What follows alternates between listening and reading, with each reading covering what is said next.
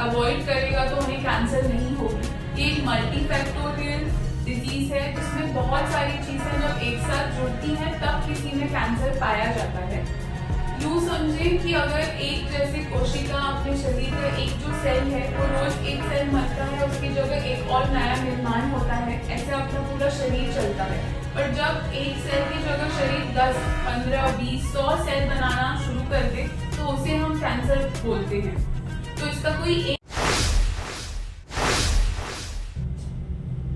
दोस्तों, hello doctor के इस डिजिटल मंच पे मैं शाकिर रजा खान आप सभी का खैर मकदम करता हूं। इस्तकबाल है आप सभी का। आप देख रहे हैं आपकी बात डॉक्टर के साथ। आपकी बात डॉक्टर के साथ के इस स्पेशल एपिसोड में हम आपके सामने बात करने जा रहे हैं ब्रेस्ट कैंसर के ऊपर में। तो इस शो में हम आपके सामने आज जिस लेडी डॉक्टर को पेश कर रहे हैं उनका नाम है डॉक्टर प्रियंका लखवानी जसवानी। तो मैम, सबसे पहले तो आपका बहुत बहुत शुक्रिया कि आपने वह समय दिया हमें आपके बिजी शेड्यूल से, और आप हमारे दर्शकों से संबोधित होने जा रहे हैं। उसके लिए आगे बढ़े सबसे पहले, उससे पहले हम ये जानना चाहेंगे कि बेसिकली आपका एक जर्नी क्या रहा है, मेडिकल की जर्नी क्या रही है, या आपका एक शॉर्ट इंट्रोडक्शन क्या रहा है। हेलो एवरीवन, मैं डॉक्टर प्रियंका लखवानी जेसवानी हूँ। मैं एक ब्रेस्ट ऑन्को सर्जन हूँ और मैं नागपुर में ही बेस्ड हूँ। सबसे पहले तो मैंने MBBS किया पुणे से, और फिर I was very passionate about surgery, तो मैंने अपना MS किया जनरल सर्जरी में। और उसके बाद क्योंकि मुझे ब्रेस्ट कैंसर पे बहुत ही ज़्यादा इंटरेस्ट था तो मैं गई टाटा मेमोरियल हॉस्पिटल मुंबई अपनी फेलोशिप करने। तो मैंने वहाँ ब्रेस्ट कैंसर के ऊपर सर्जरी सीखी, और फिर अब मैं आई हूँ नागपुर, यहाँ अपना आगे का लोगों को हेल्प करने के लिए। दोस्तों, हम ये बताते चले कि प्रियंका मैम नागपुर में बहू बन के आई है, और बेसिकली मैम पूना के रहने वाले हैं। तो आप हमारे शहर की बहू भी है, तो हम अपनी बहू को मुखातिब होते हुए आगे बढ़ते हैं कि कैंसर जो है आप जनरल सर्जरी में भी जा सकते थे, तो आपने स्पेशलाइजेशन ब्रेस्ट कैंसर की सर्जरी या ऑन्को सर्जरी की तरफ जाना क्यों पसंद किया। हाँ, तो मुझे सर्जरी तो पैशनेट था ही, पर जो मेरा सर्जरी का वहाँ 3 इयर्स का ट्रेनिंग चल रहा था तब मैं आई स्पेशली एक हमारा अलग से पोस्टिंग होता था जिसे ब्रेस्ट कैंसर के लिए ही सिर्फ होती थी। तो मुझे बड़ा वो दिलचस्प लगा, मुझे बड़ा इंटरेस्ट आया उसमें। और फिर जैसे मुझे पता चला कि इसका इंसिडेंस भी बढ़ रहा है, और हम जानते हैं आजू बाजू हम जैसे लोगों को देखते हैं तो इसका औरतें बहुत घबराती हैं इसके बारे में बात करने के लिए। तो तब मुझे था कि एज अ फीमेल में भी हम थोड़ी लाइफ आसान कर सकते हैं। May be this is what is my calling and that's why I decided कि मैं ब्रेस्ट कैंसर सर्जन बनूं। जैसा कि अभी आपने बताया प्रियंका मैम के लेडीज बहुत हेजिटेट होती है। दोस्तों, इसी खास मकसद के तहत हेलो डॉक्टर का ये यूट्यूब चैनल डिजिटल मंच जो हम चला रहे हैं उसमें स्पेशली ये ब्रेस्ट कैंसर अवेयरनेस सीरीज के तौर पे हम लोग ये शो कर रहे हैं। और ब्रेस्ट कैंसर के प्रति न सिर्फ महिलाओं में बल्कि घर के पुरुषों में भी जागरूकता होना बेहद जरूरी है। उसी उद्देश्य से हमने पूरा का पूरा फॉर्मेट ही हिंदी में रखा है ताकि हर कोई इसको सुने, समझे और अपने घर की महिलाओं की सेहत के प्रति वो जागरूक हो सके। तो मैम, आप अभी इस वक्त नागपुर में किन किन हॉस्पिटल्स के साथ में एसोसिएट्स है, और क्या आपकी प्रैक्टिस का सिनेरियो है इस वक्त? तो मेरा एक पर्सनल क्लिनिक है जिसका नाम है मैमोकेयर नागपुर ब्रेस्ट सेंटर। ये जरीपटका एरिया में लोकेटेड है, और मैं विजिटिंग कंसल्टेंट हूँ 2 जगह। एक है मैक्स मल्टी स्पेशलिटी हॉस्पिटल जो पहले एलेक्सिस के नाम से जाना जाता था, और दूसरा है HCG हॉस्पिटल जो स्पेशली कैंसर हॉस्पिटल है। तो ये 3 जगह मैं एट प्रेजेंट प्रैक्टिस कर रही हूँ नागपुर में। तो ये जो आपका ब्रेस्ट कैंसर का एपिसोड आप लोग देख रहे हैं दोस्तों, इसमें हम अलग अलग कंसल्टेंट्स के साथ बात कर रहे हैं, जैसे रेडियोलॉजिस्ट है, जैसे क्या सर्जन्स है, जैसे कीमोथेरेपिस्ट है, जैसे फिजिशियंस है। यानी हमारा मकसद है कि आप अलग अलग कंसल्टेंट्स को सुन के समझे, और अपने घर में जो भी महिलाएं हैं उनको भी ये वीडियोस सुनाए, तमाम वीडियोस, ताकि वो भी अपनी सेहत को लेके जागरूक हो सके। ये एक ऐसा डिजीज है जिसमें सबसे ज्यादा हेजिटेशन है, सबसे ज्यादा शर्म है, सबसे ज्यादा हया है। इस वजह से बीमारियां अक्सर घर में शुरुआती दौर में पकड़ में नहीं आती है।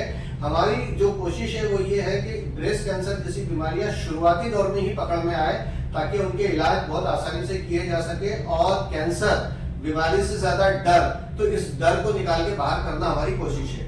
आप क्या कहना चाहेंगे इसमें प्रियंका? जी बिल्कुल, मैं बिल्कुल सहमत हूँ आपकी इस बात से, क्योंकि ब्रेस्ट कैंसर एक ऐसा कैंसर है जो कि ट्रीटेबल है। तो अर्ली स्टेज पे अगर उसे पकड़ लिया जाए और उसे ट्रीटमेंट दी जाए तो 95 to 97% उसका क्योर रेट है।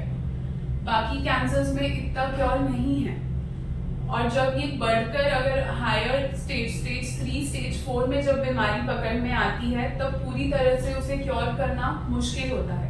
एक और चीज मुझे बताना था, वो ये है कि ब्रेस्ट कैंसर सिर्फ महिलाओं की बीमारी नहीं, ये पुरुषों में भी पाया जाता है। हालांकि इट इज मेनली कि वो वुमेन में होगा, 99% है कि महिलाओं को ये होता है, पर 1% चांस पुरुषों में भी है ब्रेस्ट कैंसर होने की। तो मैम सबसे पहले हम डिजीज पे पहुंचते हैं, तो डिजीज पे हम ये देखते हैं कि लोग कैंसर के कॉज को आज तक समझ ही नहीं पाते। तो हमारा ये आपसे कहना है कि थोड़ा आप ऐसा समझाएं कि लोग अवेयर हो जाए कि कैंसर का कॉज क्या है। हाँ जी, तो कोई एक ऐसा रीजन नहीं है कि जिसको अगर कोई अवॉइड करेगा तो उन्हें कैंसर नहीं होगी। ये एक मल्टीफैक्टोरियल डिजीज है जिसमें बहुत सारी चीजें जब एक साथ जुड़ती हैं तब किसी में कैंसर पाया जाता है। यूं समझें कि अगर एक जैसे कोशिका अपने शरीर का एक जो सेल है वो रोज एक सेल मरता है, उसकी जगह एक और नया निर्माण होता है, ऐसे अपना पूरा शरीर चलता है। पर जब एक सेल की जगह शरीर 10, 15, 20, 100 सेल बनाना शुरू कर दे तो उसे हम कैंसर बोलते हैं। तो इसका कोई एक कारण नहीं है। जेनेटिक्स हो सकते हैं, आपके परिवार में अगर किसी कैंसर की बीमारियां किसी को रही तो आप में चांस है उसका होने का। दूसरा ये है कि आपका वुमेन होना, महिला होना, ये अपने आप में एक रिस्क फैक्टर है ब्रेस्ट कैंसर होने के लिए। दूसरा बढ़ती उम्र। अब ये 3 चीजें हैं जिनको आप चेंज नहीं कर सकते, ये आपके साथ जन्मी थी, आपके साथ जाएंगी, पर ये तीनों मेजर रिस्क फैक्टर्स हैं ब्रेस्ट कैंसर के लिए। पर फिर कुछ है मॉडिफाइबल कॉजेस हैं जिनको हम ठीक कर सकते हैं। उनमें से सबसे पहले जो आज आमतौर पे देखा जा रहा है वो है मोटापा, ओबेसिटी जिसे बुलाते हैं। अब फैट सेल्स ईस्ट्रोजन में कन्वर्ट होने की क्षमता रखते हैं जो एक रिस्क फैक्टर है ब्रेस्ट कैंसर होने का। ईस्ट्रोजन एक फीमेल हार्मोन है जिसके तहत कैंसर की रिस्क ज्यादा होती है। तो मोटापा। दूसरी चीज है एक्सरसाइज ना करना। आज रोजमर्रा की जिंदगी सबकी कंप्यूटर के सामने हो रही है, उस चक्कर में हम लोग ज्यादा फिजिकली एक्टिव नहीं है। मनुष्य शरीर एक्टिविटी के लिए बना है, अगर हम वो नहीं करेंगे तो ऐसी बीमारियां जरूर बढ़ेंगी। इसे भी एक लाइफस्टाइल बीमारी ही बोला जाएगा, क्योंकि आप देख सकते हैं पहले से इसका इंसिडेंस अभी बढ़ चुका है। तो उसका एक कारण ये भी है कि हम फिजिकली एक्टिव नहीं है। जैसा कि आपने कहा कि फिजिकली एक्टिव नहीं होना, तो ये जो कैंसर की बीमारी है ये पिछले 30-40 सालों में काफी नजर आने लगी है और अब और ज्यादा बढ़ते जा रही है। पिछले 30-40 सालों से पहले में ये बीमारी का इतना इंसिडेंस नहीं था, देखने में नहीं आती थी। तो क्या वो वजह थी कि जब लोग घरों में अपने हाथ से सारे काम किया करते थे तो फिजिकल एक्टिविटी हुआ करती थी। आज जो है हर चीज मशीन से हो जा रही है, तो ये इसका रिप्लेसमेंट क्या है या इसका सब्स्टिट्यूट क्या है? एक्सरसाइज करना इज द मेन थिंग, क्योंकि हमारा मनुष्य शरीर सिर्फ बैठने के लिए नहीं बना, वो एक्टिविटी करने के लिए बना है। जब हम एक्टिव रहेंगे, एक्सरसाइज करेंगे, तब हमारी जो बॉडी की इम्यूनिटी है वो भी अच्छी होती है। और जो अपना हार्मोन्स का इम्बैलेंस इस दौर में देखा जा रहा है कि इतने सारे हार्मोन्स की वजह से इनफर्टिलिटी बढ़ रही है और बहुत सारी चीजें हार्मोन्स इम्बैलेंस के कारण जो हो रही है, वो सब फिजिकली एक्टिव नहीं होने के कारण है। तो एक बार ये बीमारी भी, ईस्ट्रोजन एक हार्मोन ही है। अगर हार्मोन आप एक्टिव रहोगे, आपका हार्मोनल बैलेंस बना रहेगा, तो कैंसर आने के चांसेस भी घटेंगे। एक्टिविटी जो आपने कही फिजिकली, तो जैसा अभी आजकल रूटीन लाइफ हो गई है कि घर की दहलीज से कदम निकाले, गाड़ी पे बैठ गए, गाड़ी पे सेल्फ मारे, अपने वर्किंग प्लेस चले गए, वर्किंग प्लेस पे भी बैठ के ही काम हो रहे हैं। तो वो एक्टिविटी कैसी होनी चाहिए? मतलब वो इतनी हार्ड हो कि जिसमें बॉडी से स्वेटिंग होना या पसीना जाना जरूरी है? तो स्टर्नस एक्सरसाइज होनी जरूरी है। ये क्यों? क्योंकि हर किसी में मोटापा है। अगर हेल्दी आपका बॉडी है तो आपको 5 days a week 45 मिनट्स का वर्कआउट, फिर वो आप योगा कीजिए, आप वॉक पे निकल जाइए, ब्रिस्क वॉकिंग कीजिए, या आप जिमिंग कर सकते हैं जिसमें आप मसल स्ट्रेंथनिंग करेंगे। वो 5 days a week 45 minutes a day ये आइडियल है। जिनका कोई बॉडीली इश्यूज हैं जिसके कारण वो सपोज जिम नहीं जा सकते, योगा नहीं कर सकते, तो वो सिंपल वॉक कर सकते हैं, बट वो ब्रिस्क वॉकिंग चाहिए। ऐसे नहीं आप सहेलियों से बात करते करते चल रहे हैं, वो आपका हेल्थ नहीं बनाएगा। आपने अकेले जाना है, खाना खाने के बाद इज द बेस्ट टाइम। अगर आप पूरे दिन बिजी रही हैं एज अ फीमेल, तो आप सिर्फ वॉक 45 मिनट्स का वॉक अकेले, थोड़ा पहले स्लो चले फिर थोड़ा फास्ट कर लिया अपना चलन, उससे वो भी इनफ है आपके लिए, आपकी बॉडी के लिए। और ये खाना खाने की कितने देर के बाद करना चाहिए?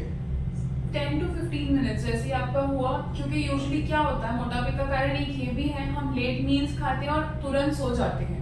बिल्कुल सही। वो भी एक रीजन है कि क्यों मोटापा बढ़ रहा है। ऐसा नहीं है कि आपने पूरे दिन में काम बिल्कुल नहीं किए, काम हो रहे हैं, पर हमारा डाइट भी एक तो फॉल्टी है कि हम इतना जंक फूड खा रहे हैं, इतनी तली हुई चीजें खा रहे हैं। दूसरा, उसके बाद हम इमीडिएटली सो जाते हैं फोन पे, भले नींद ना ही हो बट आप लेटे हुए पोस्चर में रहते हैं। तो ये एक चीज है जो मोटापा बढ़ा रहा है। इसको कॉम्बैट करने के लिए वॉकिंग बहुत ही अच्छा सेकंड ऑप्शन है।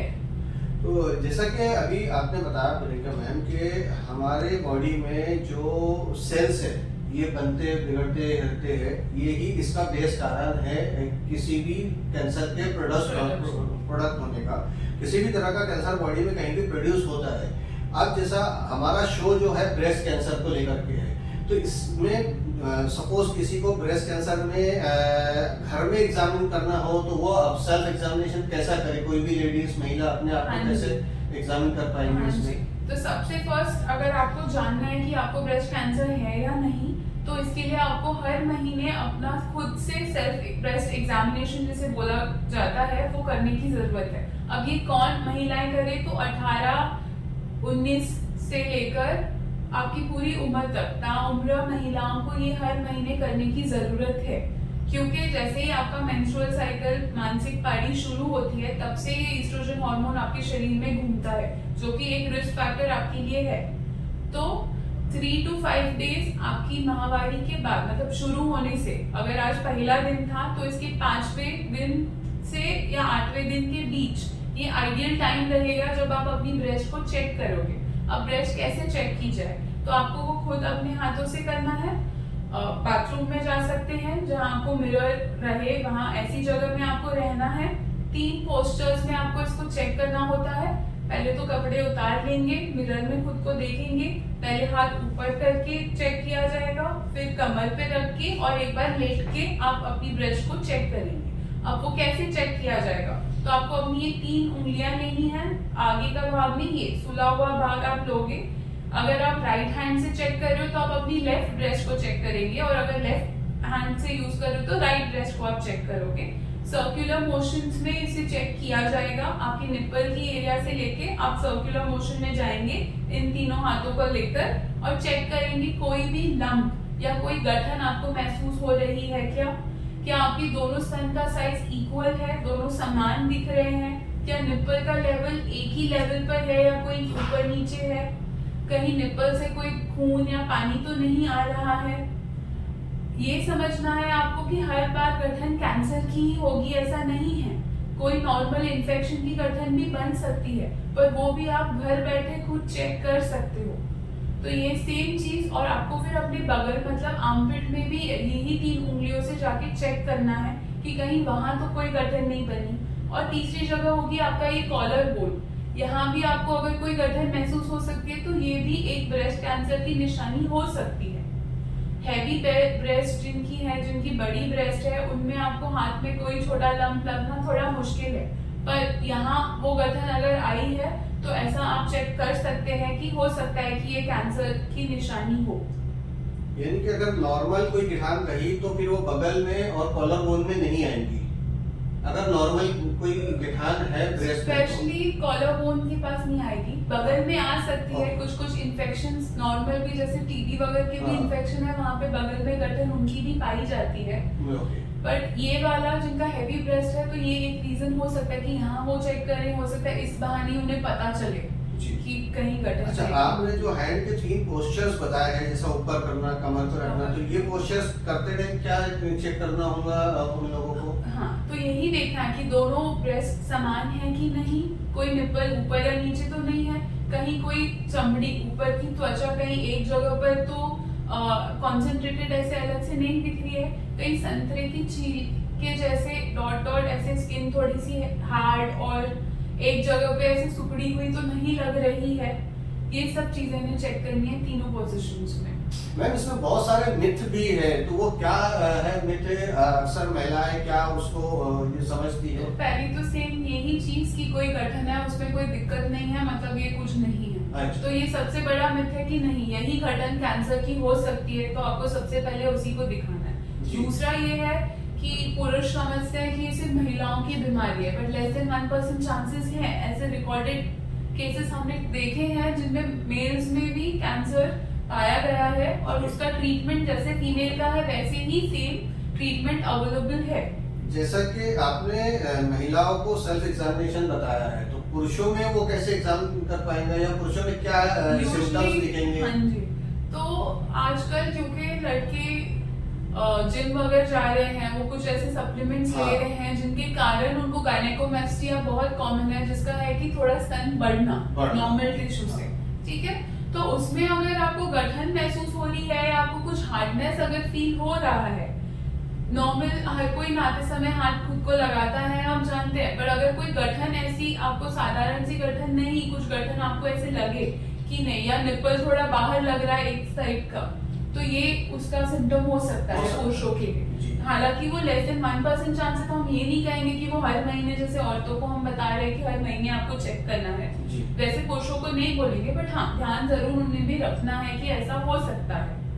जैसा कि आपने ये जो बताया कि पुरुषों में भी बढ़ सकती है ना, तो ऐसा मेरे कुछ ताल्लुकाती दोस्त हो गए, उनके बच्चों के मैं देख रहा हूँ, तो वो जो चेस्ट का ये है वो बढ़ गया है, तो ऐसे टाइम में उनको प्रिकॉशन लेना चाहिए या नजरअंदाज करना यूजुअली चाहिए? गायनेकोमेस्टिया जिसे हम बोलते हैं, एक तो वो मोटापे का कारण भी है कि मोटापे की वजह से वहाँ फैट जमा हुआ है, इसलिए भी वो फॉल्स या सूडो गायनेकोमेस्टिया लग सकता है। दूसरा, जो सप्लीमेंट्स जिम जाते हुए लड़के ले रहे हैं उनके कारण क्रूज गायनेकोमेस्टिया है, बट वो कैंसर का रूप लेगा। ये दोनों बच्चे जो मेरे मेरे दोस्तों के, ये 12-15 साल की एज के हैं, लेकिन जो आपने बताया मोटापे के कारण, तो अचानक से वो बहुत मोटे हो गए हैं उसकी वजह से, तो ऐसा कुछ ये नहीं ना। तो चलिए आगे बढ़ते हैं, और आगे बढ़ते हुए में जैसा कि अभी बात हो गई है आपसे कि मैडम ने आपको बता दिया कि कैसे आइडेंटिफाई करें, सेल्फ एग्जामिनेशन कैसा करें। अब मैम, ये किस तरह के कंसल्टेंट के का अप्रोच करें और क्या इन्वेस्टिगेशन इसमें रिक्वायर्ड होगी? हाँ जी, तो पहले तो ये समझना कि इनको हर महीने 3 से 5 दिन अपने महीने के बाद माहवारी स्टार्टिंग वाला जो दिन होगा उस दिन से आप पकड़ोगे, तो 5 से 8 दिन के बीच आप करोगे। जिनका यूटेरस निकल चुका है या जिनका पीरियड्स बंद हो चुके हैं, वो कोई भी महीने का एक डेट फाइनल कर दे और उस दिन वो हर महीने चेक करे। अब अगर आपको कोई भी सिम्टम आपको लग रहा है कि नहीं, हाँ कोई गठन महसूस हो रही है या निप्पल से कुछ आ रहा है या आकार थोड़ा सा बदला है, तो आपको ब्रेस्ट के एटलीस्ट सर्जन के पास जाना है। वो रेडिली अवेलेबल है, जनरल सर्जन्स भी इसका ट्रीटमेंट जानते हैं और स्पेशलिस्ट ब्रेस्ट डॉक्टर्स भी अवेलेबल हैं अपनी सिटी में जहाँ ये जा सकती हैं। आजकल गूगल और फोन तो सभी के पास है, आप अगर उसमें चेक करेंगे तो जरूर आपको दिखाया जाएगा, जो भी आपके नजदीक होंगे आप उनसे जाकर मिल सकते हैं। अब स्क्रीनिंग कैसे हो, तो ये है कि 18 से 19 से लेके जितने भी उम्र की महिला है वो अपनी खुद को हर महीने चेक करे। अब इसका मतलब ये नहीं कि हर एक को अपनी गठन महसूस होगी, कुछ ऐसे होंगे जिनको कुछ नहीं होगा, हो सकता है आप एकदम नॉर्मल हो, पर जानना इसीलिए जरूरी है कि आगे चल के अगर कोई गठन बनती है तो आप समझ पाएंगे कि ये पहले नहीं था, ये नया अभी आया है। तब आपको जाना है अपने डॉक्टर के पास। कोई टेस्ट हम नहीं बोलेंगे कि आप खुद करवाइए, आपको पहले अपने डॉक्टर से मिलना है, डॉक्टर आपको चेक करेंगे और जो भी उस हिसाब से जो करने की जरूरत है वो टेस्ट आपकी की जाएगी। 40 इयर्स के ऊपर, 40 के ऊपर की जो औरतें हैं उन्हें हम जरूर कहते हैं कि एक बेसिक स्क्रीनिंग मैमोग्राम किया जाए, जिसमें छोटे से छोटी गठन हमें पकड़ में आ जाती है तो जल्द से जल्द वो मिले तो हम उसका ऑपरेट करें। पर एक मुझे ये बताना है आपको स्पेसिफिकली कि भारत में बाहर की महिलाएं, बाहर आउट ऑफ इंडिया में लोगों को, बूढ़ों को होती है मोर देन 50, 60, 70 इयर्स में। पर जो भारत का अपना हमने देखा है कि ब्रेस्ट कैंसर किस उम्र की महिलाओं को हो रहा है, तो 40 इयर्स टू 50 इयर्स के बीच है, मतलब 10 साल पहले हो रहा है। अच्छा। हमारी आवाम में उसमें भी मीन एज 47 इयर्स है, पर उसका मतलब ये नहीं कि 40 के अंदर वाली औरतें एकदम सेफ हैं। उनके अंदर भी 38, 35 ईयर ओल्ड भी हमने केसेस देखे हैं जिनको कैंसर निकले हैं, जिनका ट्रीटमेंट हमें देना पड़ा है। तो इसीलिए 18 साल की उम्र से हम कहेंगे कि हर कोई खुद को चेक करे। दूसरी चीज, 1 सेंटीमीटर की गठन जब होती है तब वो हमारे हाथ में लगती है, जब उससे कम होगी हो सकता है आपको ना पता चले। पर मीन एज उस कैंसर का भी भारत में 3 सेंटीमीटर है, क्योंकि औरतें गठन लेके बैठी हुई हैं। हाँ। तो कोई स्कैन हम नहीं कहेंगे कि आप स्कैन कराओ तो आपको पता चलेगा आपको ब्रेस्ट कैंसर है। खुद को सिर्फ आप चेक करोगे तो आधे से ज्यादा, मोर देन 50% महिलाएं, क्योंकि वो 3 सेंटीमीटर के करीब अपना कैंसर का साइज है, आराम से आपको हाथ में फील हो सकता है और आप उसी को लेकर डायरेक्ट डॉक्टर के पास जा सकती हैं।